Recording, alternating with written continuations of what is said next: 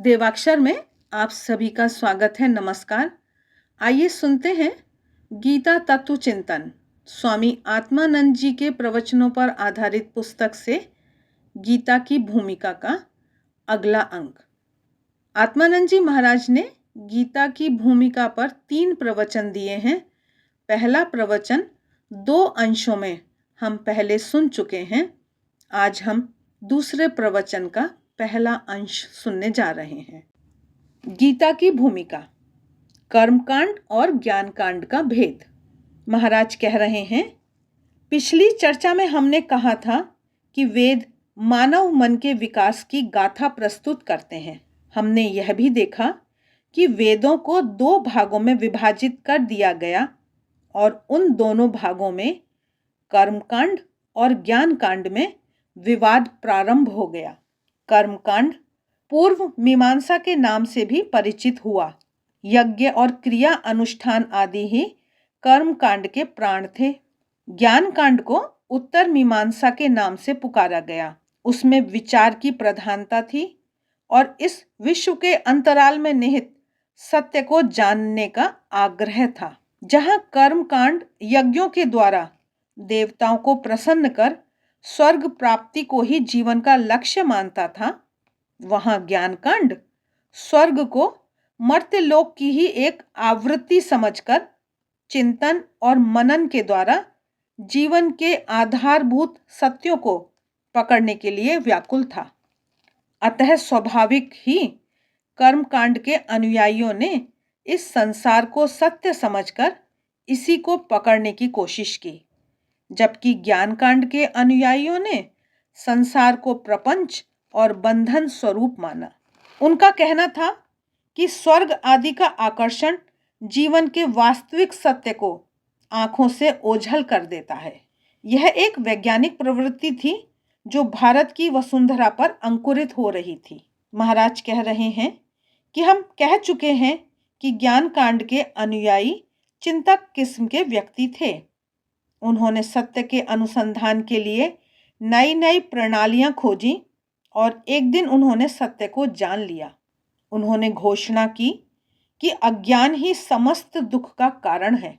अज्ञान मनुष्य को संसार और उसके भोगों से बांध देता है। स्वर्ग भी एक प्रकार से संसार का भोग ही है।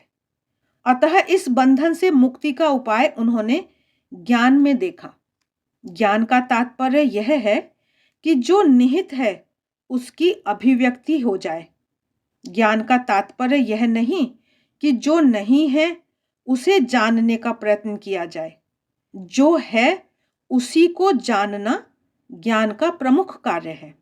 जब तक हम किसी नियम को नहीं जानते होते तब तक नियम हमें चलाता है, और जब हम नियम को जान लेते हैं तो हम स्वयं नियम पर हावी हो जाते हैं। ज्ञान का यही सौंदर्य है। जब तक हम मशीन को नहीं जानते होते तब तक मशीन हमें चलाती है, पर जब हम मशीन के कल पुर्जों को जान लेते हैं तब हम ही मशीन को चलाने लगते हैं। ज्ञान अपने आप को 2 धरातलों पर व्यक्त करता है। एक है बाह्य, बाहरी, और दूसरा अंतर का, आंतरिक। बाह्य धरातल पर ज्ञान के प्रकट होने को हम विज्ञान या साइंस कहते हैं, और आंतरिक धरातल पर ज्ञान की अभिव्यक्ति को आध्यात्मिकता या साधारणता धर्म के नाम से पुकारते हैं। ज्ञान हमें बंधन से मुक्ति दिलाता है।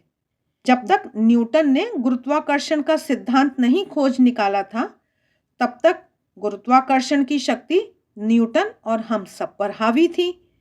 पर जिस दिन न्यूटन ने प्रकृति की इस छिपी हुई शक्ति को जान लिया, वह उस पर हावी हो गया और उसने ग्रह नक्षत्रों के बारे में कितने तथ्य खोलकर रख दिए।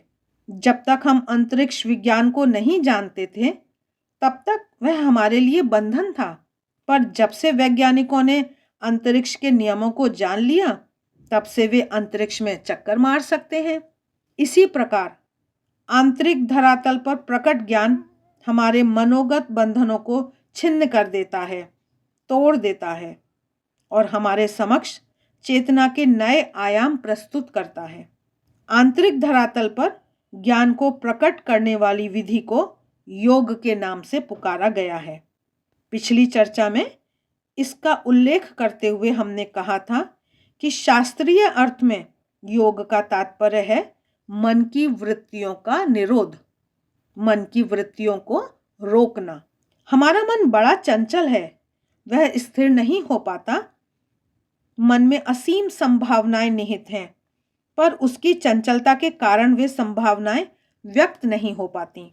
यदि मन किसी उपाय से अपने ही ऊपर एकाग्र हो जाए तो धीरे धीरे वह अपनी परतों का भेदन करने लगता है और इस प्रकार उसकी विभिन्न परतों में छिपे नियमों और सत्यों को प्रकट करने लगता है। एक अवस्था ऐसी भी आती है जब मन अपनी परतों का भेदन करता हुआ अपने आप को लांघ भी जाता है, अपने आप को वह पार कर जाता है। यही सत्य को देखने की अवस्था है। इसी को आत्म साक्षात्कार या ब्रह्मानुभूति कहते हैं। इस अवस्था को अमनी मन भी कहा गया है। जैसे आलोक की सामान्य किरण, इस किरण में भेदने की शक्ति नहीं होती, वह किसी वस्तु में अधिक गहराई तक नहीं जा सकती, पर यदि इसी किरण की स्पंदन गति फ्रीक्वेंसी को तीव्र कर दें तो वह एक्सरे बन जाती है और कई परतों को भेद कर निकल जाती है। यही बात मन पर भी लागू है। जब तक वह चंचल है तब तक उसमें अंतर्भेदन की शक्ति नहीं होती। वह छिछला और अपनी असीम शक्ति से अनभिज्ञ होता है। पर जिस समय मन को उसके अपने ही ऊपर एकाग्र किया जाता है तो उसमें अपने भीतर उतरने की क्षमता आती है। वैसे तो मन अपनी रुचि के विषयों में स्वाभाविक ही एकाग्र हो जाता है, पर मन की ऐसी एकाग्रता को योग नहीं कहते। जिस समय मन को अन्य सब विषयों से समेटकर उसके स्वयं के ऊपर केंद्रित किया जाता है, तब योग की साधना शुरू होती है। चिंतन, मनन और ध्यान ही इस साधना के अंग उपांग हैं। तो यह विचारधारा थी उन चिंतकों की जो ज्ञान कांड के उत्तर मीमांसा के अनुयायी थे। उनके लिए संसार मिथ्या और स्वप्नवत था, अतः स्वाभाविक था कि उनका कर्म कांड के अनुयायियों से विरोध होता, क्योंकि कर्म कांड करने वालों के लिए यह संसार उपभोग्य और वरेण्य था। आगे महाराज युगाचार्य भगवान कृष्ण की बात करते हैं। महाभारत कालीन समाज में हम इसी विरोध का स्वर सुन पाते हैं। श्रेय और प्रेय की ये दो विचारधाराएं आपस में जोरों से टकराती हैं। होना तो यह था कि दोनों विचारधाराएं परस्पर समन्वित होकर मनुष्य को ऊपर उठाती, पर इसके स्थान पर दोनों में लड़ाई ठन जाती है। वेदों के अर्थ में खींचतान की जाती है। तब यस्य निःश्वसितम वेदा यो वेदेभ्यो खिलम जगत, जिन भगवान ने वेदों को निःश्वसित किया और वेदों के आधार पर अखिल जगत की रचना की, वे इस खींचतान को सहने में असमर्थ होकर मनुष्य के रूप में अवतीर्ण होते हैं। जब वे देखते हैं कि वेदों के अर्थ का अनर्थ हो रहा है, तब वे आते हैं अनर्थ को दूर करने के लिए और अर्थ को प्रतिष्ठित करने के लिए। वे आते हैं कृष्ण के रूप में और गीता के माध्यम से वेदों के मर्म का गायन करके चले जाते हैं। अन्य लोग तो वेदों पर भाष्य लिखते हैं, पर भगवान को भाष्य नहीं लिखना पड़ा, वे तो गायन करते हैं। लेखन में प्रयास होता है और गायन में अनुभूति का उच्छ्वास। गीता भगवान कृष्ण की अनुभूति का उच्छ्वास है। वेदों पर अनेक भाष्य और टीकाएं मिलती हैं, पर मैं गीता को वेदों की सर्वोत्तम टीका कहता हूँ। भगवान कृष्ण युगाचार्य थे। जो युगाचार्य होते हैं वे युग की मान्यता के अनुरूप एक नया मार्ग, एक नया उपाय जनता के सामने रखते हैं। हमने कहा कि उस समय यज्ञों का बोलबाला था। ऐसा माना जाता था कि यज्ञ करने से जब तक जीवन यापन करेंगे तब तक धन धान्य की किसी प्रकार कमी नहीं होगी और मृत्यु के उपरांत स्वर्ग की प्राप्ति होगी। परंतु यज्ञ एक ऐसा उपाय था जो गरीबों की पहुंच से बाहर था। जो व्यक्ति निर्धन है, जिसके अन्न वस्त्र का कोई ठिकाना नहीं है, ऐसा व्यक्ति भला यज्ञ जैसे खर्चीले कार्य को कैसे कर सकता था? तब तो जो यज्ञ नहीं कर सकता वह देवताओं को प्रसन्न भी नहीं कर सकता। तात्पर्य यह है कि वह देवताओं की कृपा से वंचित रहेगा। यह बड़ी अनुचित और गलत बात थी। यह बात कृष्ण को गवारा नहीं हुई कि जो धनी है वही यज्ञ कर सकता है और फलस्वरूप स्वर्ग का और भू संपदा का अधिकारी हो सकता है, तथा निर्धन व्यक्ति यज्ञ न कर सकने के कारण भौतिक सुखों और स्वर्ग से वंचित रह जाता है। इसीलिए कृष्ण गीता में एक ऐसा उपाय बताते हैं जो धनी और निर्धन दोनों के लिए एक समान रूप से उपादेय है। उस युग में यज्ञ की मान्यता थी, इसलिए कृष्ण ने यज्ञ शब्द का प्रयोग तो किया, पर उन्होंने उस शब्द को एक नया अर्थ प्रदान किया। युगाचार्य ऐसा ही कार्य करते हैं। वे शब्द को तो ग्रहण करते हैं, पर उसके अर्थ को युग के अनुरूप बदल देते हैं। श्री रामकृष्ण परमहंस कहा करते थे कि बादशाही अमल का सिक्का अंग्रेजी राज्य में नहीं चलता। यद्यपि यह छोटी सी बात प्रतीत होती है, पर इसके गूढ़ अर्थ हैं। बादशाही अमल का सिक्का होता तो सोने का है और सोने के रूप में उसकी कीमत भी होती है, पर वह अंग्रेजी राज्य में नहीं चलता। अंग्रेजी राज्य में चलाने के लिए बादशाही अमल के सिक्के को गलाना पड़ता है और उसमें अंग्रेजी राज्य की मोहर लगानी पड़ती है। यद्यपि सोने में कोई फर्क नहीं होता, पर उसके बाहरी रूप में जरूर फर्क होता है। यदि एक युग के सिक्के को बिना उसका बाहरी रूप बदले दूसरे युग में चलाने की कोशिश की जाएगी तो वह बेकार हो जाएगा, खोटा हो जाएगा। इसी प्रकार जो शाश्वत सत्य होते हैं उनका ऊपरी रूप भी काल प्रवाह में खोटा हो जाता है। तब ऐसे महापुरुष और युगाचार्य आते हैं जो उन तत्वों को गलाते हैं और उनके बाहरी रूप को बदलकर युग के अनुसार उन्हें नया रूप प्रदान करते हैं। कृष्ण ने यही किया। उन्होंने यज्ञ रूपी सिक्के को गलाया और उसे युग के अनुरूप नया स्वरूप प्रदान किया।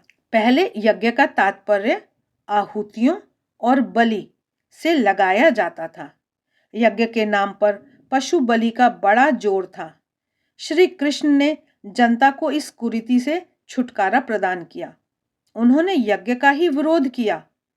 भागवत में कथा आती है कि जब नंद बाबा इंद्र की पूजा के लिए यज्ञ का विधान करते हैं, तब कृष्ण इसका विरोध करते हैं। नंद बाबा उन्हें समझाते हैं कि यदि इंद्र को आहुति नहीं दी जाएगी तो वे कुपित हो जाएंगे। उनके क्रोध से हमें भयंकर परेशानियां सहनी पड़ेंगी। इंद्र कुपित होकर हमारे जन धन का नाश भी कर देंगे। परंपरा से इंद्र को यज्ञ का भाग दिया जाता रहा है और हमारे लिए यही उचित है कि हम इस परंपरा को ना तोड़ें। पर भगवान श्री कृष्ण परंपरा के विरोध में खड़े होते हैं। वे कहते हैं कि जो इंद्र दिखाई नहीं देता उसकी भला क्यों पूजा की जाए। इंद्र की पूजा करने से बेहतर तो गोवर्धन पर्वत की पूजा करना है। गोवर्धन पर्वत हमारी आंखों से दिखता तो है। यह पर्वत हमारी गायों को चारा देता है और हमारी भूमि पर वर्षा कराता है। इसलिए हम सब मिलकर इस गोवर्धन पर्वत की पूजा क्यों ना करें, इसी की उपासना क्यों ना करें। कृष्ण परंपरा पर कुठाराघात कर गोवर्धन पूजा का आयोजन करते हैं। भागवत के इस प्रसंग के मूल में यही अर्थ छिपा हुआ है कि कृष्ण क्रांतिकारी महापुरुष और युगाचार्य हैं। वे युग के अनुरूप एक नया मार्ग प्रदर्शित करने के लिए आते हैं और गीता के रूप में अपना अमर संदेश प्रदान कर जाते हैं। यज्ञ का नया रूप, कर्मयोग। आगे महाराज कह रहे हैं कि पिछली बार हमने कहा था कि गीता हमें कर्म योग के रूप में एक ऐसा रसायन प्रदान करती है जो कर्मों के स्वाभाविक विष को सोख लेता है। हम तो दिन रात कर्म में जुटे रहते हैं।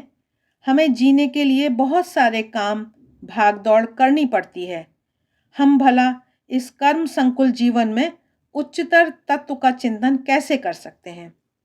भगवान श्री कृष्ण कहते हैं कि इस रसायन के द्वारा यह भाग दौड़, यह तलस्पर्शी व्यस्तता भी मनुष्य को ऊपर उठाने का साधन बन सकती है। मजदूर कुदाल से जमीन खोदता है, किसान खेत में हल चलाता है, अध्यापक शिक्षा देता है, व्यापारी व्यापार करता है, स्त्रियां घर में रसोई पकाती हैं और अधिकारी नाना प्रकार के प्रशासनिक कार्य करते हैं। ये सभी प्रकार के कर्म गीतोक्त रसायन के माध्यम से जीवन के लक्ष्य की प्राप्ति के साधन बन सकते हैं। ईशावास्य उपनिषद में इस प्रकार का एक संकेत मात्र दिखाई देता है, जहां गुरु शिष्य के समक्ष सिद्धांत प्रतिपादित करते हुए कहते हैं, ईशावास्यम इदम सर्वम यत्किंच जगत्याम जगत तेन त्यक्तेन भुंजीथा मां गृधः कस्य स्विद्धनम। अर्थात यह सारा संसार भगवान का बैठक खाना है। यही भाव त्याग का मूल है। इस ज्ञान को जीवन में धारण कर सभी कर्तव्य कर्म करते चले जाओ और किसी के धन का लालच मत करो। ईशावास्य उपनिषद में यह जो सिद्धांत बीज दबा हुआ है, उसी का विस्तार गीता में हुआ है। यहाँ हमें यज्ञ का नया रूप दिखाई देता है। भगवान श्री कृष्ण के मतानुसार हमारे शरीर की हर क्रिया, हमारे मन का हर स्पंदन यज्ञ का रूप धारण कर सकता है, यदि इन क्रियाओं और विचारों के पीछे ईश्वर के प्रति समर्पण की भावना हो। तभी तो प्रत्येक कार्य को यज्ञ बना लेने का निर्देश देते हुए गीता के 3 अध्याय के 9वें श्लोक में भगवान श्री कृष्ण अर्जुन से कहते हैं, यज्ञार्थात् कर्मणोऽन्यत्र लोकोऽयं कर्म बंधनः तदर्थम कर्म कौन्तेय मुक्त संगः समाचरा। हे कौन्तेय, यज्ञ के अभिप्राय और भावना के बिना जो भी कर्म किए जाते हैं, वे सभी बंधन कारक होते हैं। इसलिए तू जो भी कर्म करेगा उसे यज्ञ की भावना से कर और इस प्रकार आसक्ति रहित होकर व्यवहार कर। यज्ञ की भावना से कर्म करने का क्या तात्पर्य है? भगवत समर्पित बुद्धि से कर्म करना। तो प्रश्न यह उठता है कि क्या सभी प्रकार के कर्म यज्ञ बन सकते हैं? क्या दुष्कर्म भी भगवान को अर्पित करके किया जा सकता है? गीता के 4 अध्याय के 16वें श्लोक में भगवान श्री कृष्ण समाधान प्रस्तुत करते हुए कहते हैं, किम कर्मेति कवयोप्यत्र मोहिताः तत्ते कर्म प्रवक्ष्यामि यज्जात्वा मोक्षसे शुभात्। अर्थात, हे पार्थ, कर्म क्या है, अकर्म क्या है, इस संबंध में मनीषी जन भी भ्रमित हैं। अतः मैं कर्म का मर्म तुझे समझाता हूँ, जिसे जानकर तू अशुभ से मुक्त हो जाएगा। गीता के 4 अध्याय के 17वें श्लोक में भगवान कहते हैं, कर्मणो ह्यपि बोद्धव्यम बोद्धव्यम च विकर्मणः अकर्मणश्च बोद्धव्यम गहना कर्मणो गतिः। अर्थात कर्म को समझो, विकर्म को समझो और अकर्म को भी समझो, क्योंकि कर्म की गति गहन है। यानी कर्म के 3 रूप हैं, कर्म, अकर्म और विकर्म। विकर्म शास्त्र निंदित और विपरीत या अशुभ कर्म को कहते हैं। जिस कार्य को समाज ठीक नहीं समझता या जिसे हम नैतिक दृष्टि से ठीक नहीं समझते, उसे विकर्म कहते हैं। अकर्म उसे कहते हैं जिसमें जड़ता, आलस्य और तमोगुण की प्रधानता हो, जहां शुभ कर्म का नितांत अभाव हो और व्यक्ति प्रमादी और निठल्ला हो। कर्म वह है जो शुभ, उचित और करणीय हो। भगवान श्री कृष्ण कहते हैं कि विकर्म और अकर्म से बचो।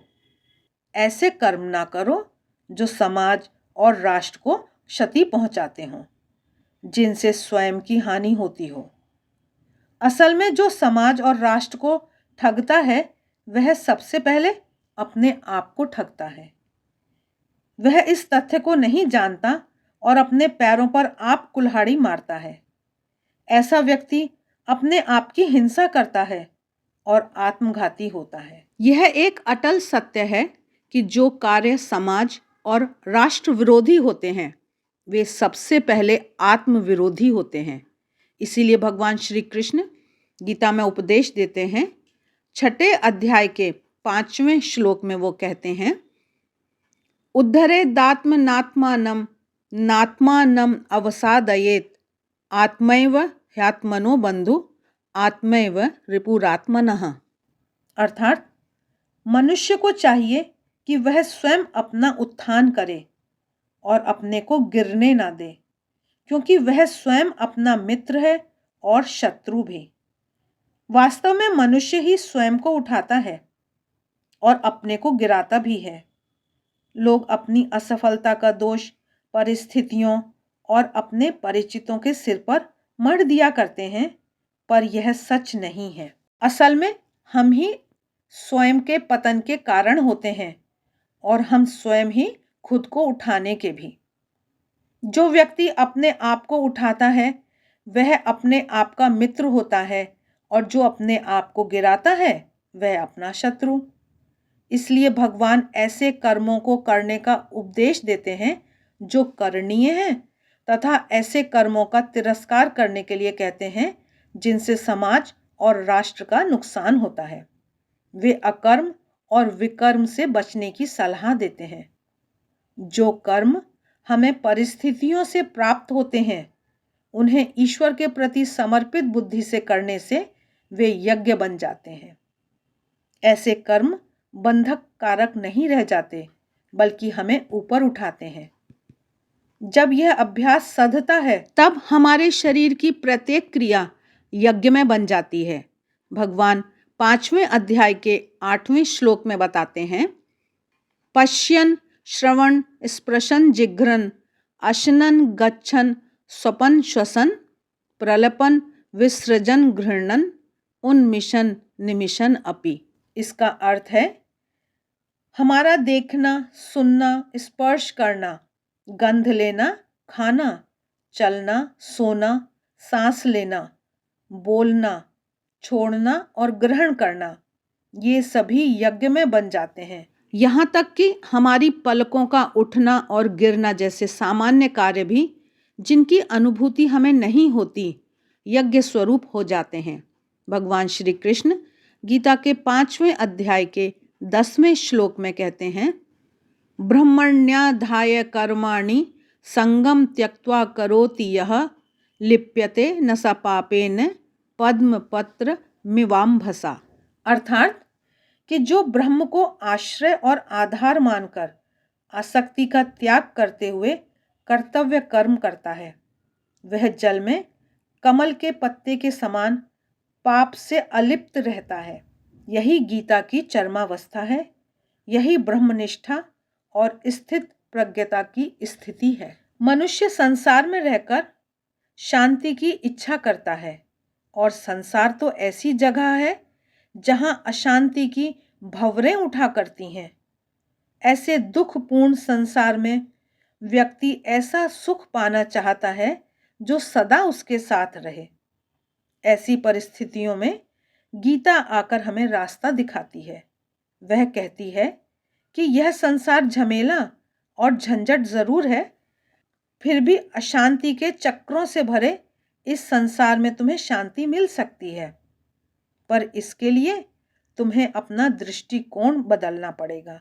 तुम आज जिस दृष्टि से अपने कर्मों को कर रहे हो, उसमें आमूल परिवर्तन करना पड़ेगा। जब तुम भगवत समर्पित बुद्धि से ईश्वर के प्रति प्रेम से प्रेरित होकर अपने कार्य करोगे, तो यह संसार झंझट या झमेला नहीं रहेगा, यह आनंद और सुख की खान बन जाएगा। महाराज एक उदाहरण प्रस्तुत करते हुए कहते हैं कि पिता बाजार के रास्ते से घर लौटता है। बाजार में रंग बिरंगे कपड़ों की दुकानें उसका ध्यान आकृष्ट करती हैं। वह सोचता है कि दुकान में जाकर अपने पुत्र के लिए कोई चीज़ देखनी चाहिए। वह दुकान में जाता है और अपने पुत्र के लिए एक कपड़ा खरीद लेता है।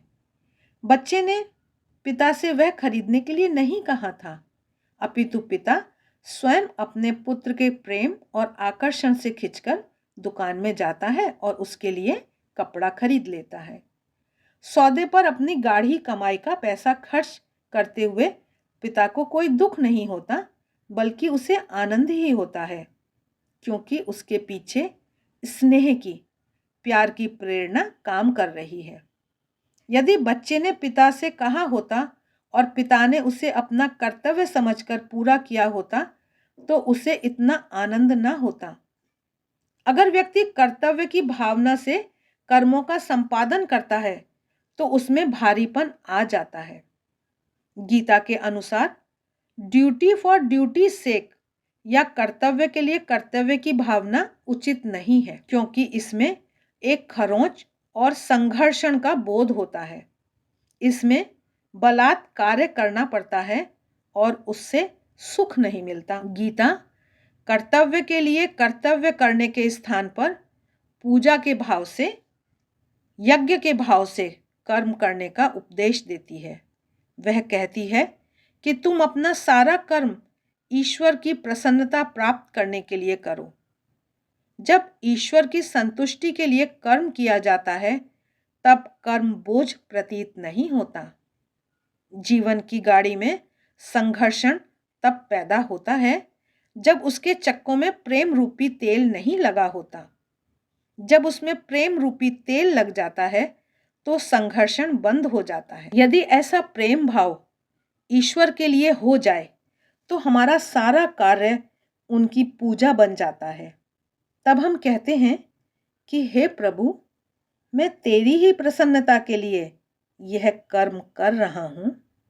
जो कर्म तूने मेरे लिए निर्धारित किया है, उसे मैं अपनी सारी कुशलता और शक्ति के साथ करूँगा, पर उसका सारा फल तेरे चरणों में समर्पित है। यह योगी की भाषा है। आशा है आपको यह वीडियो अच्छा लगा होगा। गीता की भूमिका के दूसरे प्रवचन का शेष अंश हम अगले वीडियो में देखेंगे। तब तक के लिए आप सभी का बहुत बहुत धन्यवाद।